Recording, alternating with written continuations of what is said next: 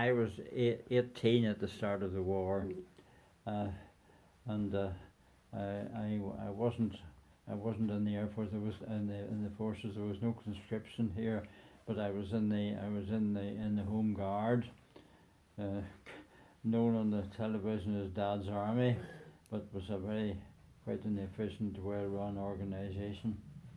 But we weren't particularly concerned with air raids. But it's the air raids really, your threat of air raids that you're really. So anyway, there were 3 big air raids in Belfast. One of which was a very heavy raid, and my parents. These all happened at night.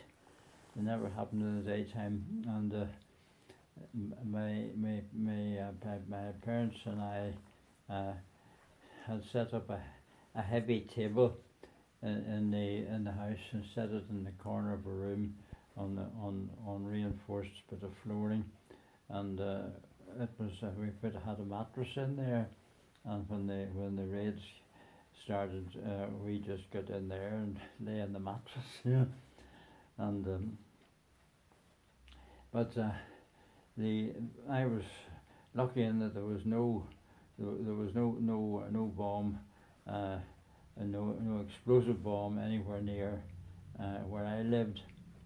There was one at the other end of Aylesbury Road, about a quarter of a mile away, which destroyed 2 or 3 houses, although it didn't kill anybody, fortunately.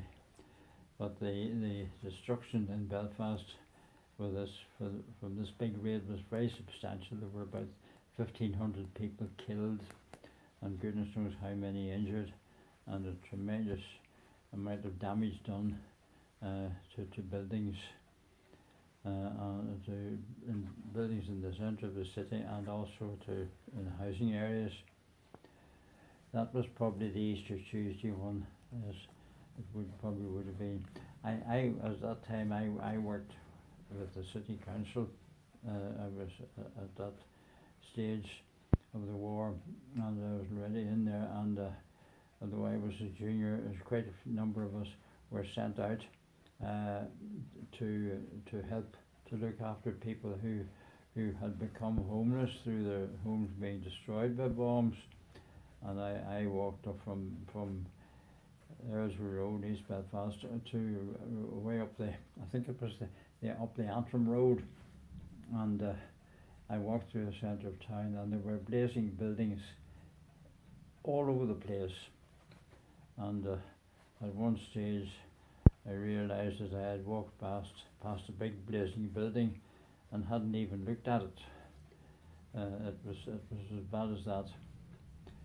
And we tried to give what help we could, according to our instructions, to these people who were homeless. Well, I don't remember now really what exactly we did, but we really, it was a matter of mainly of getting them pointed in the right direction, to where they could get the help they needed. I think that was really what it was. It's being a long time ago, I've forgotten nearly what a lot of the detail.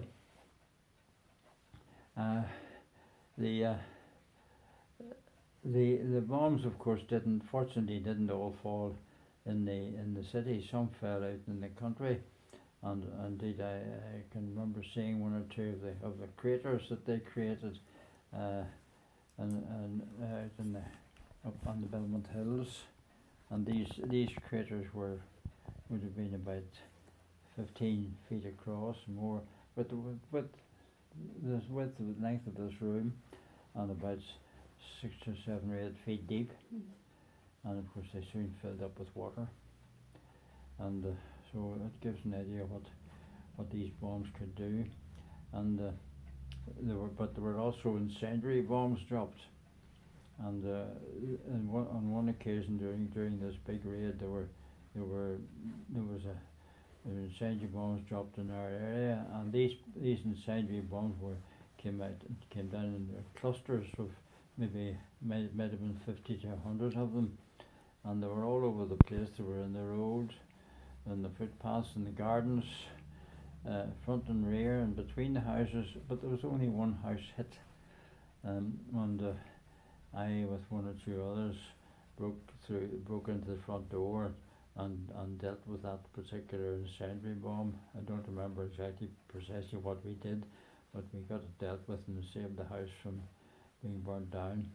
I remember the other raids, and they weren't so bad. We weren't directly affected, but of course we knew it all. We knew it was happening in the city, and it was very frightening, as you can imagine. So that's really my the summary of my recollection of the areas themselves.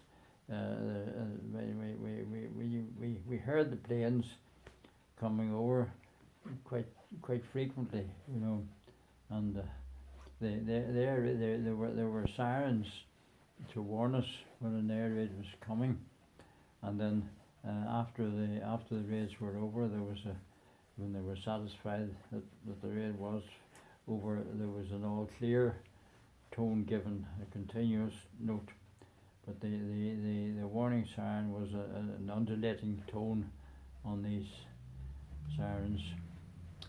It itself made the blood run cold. Yeah.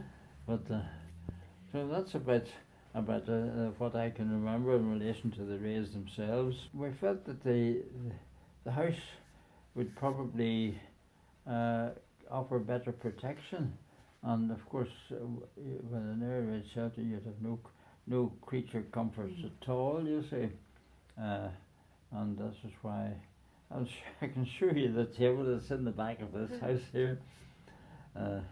It's a good heavy mahogany table that would have carried quite a weight of rubble. I was in the Home Guard